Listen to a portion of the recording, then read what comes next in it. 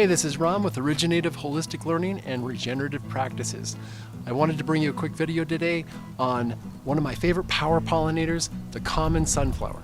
Sunflower is native to the Americas, and as a native plant, this flower attracts so many wild bees, bee flies, hummingbird moths, that are going to come in and pollinate the rest of your garden.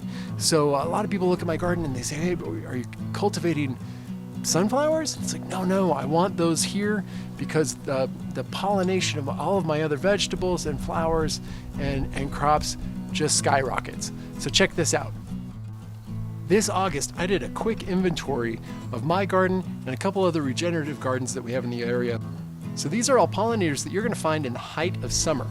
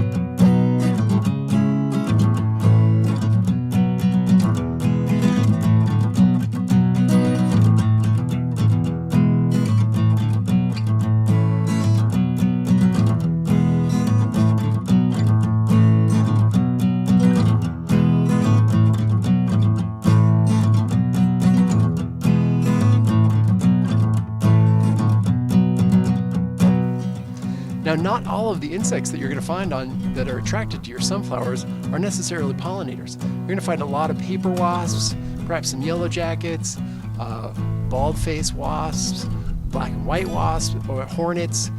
They're sucking on the nectar to take back to their colony and feed.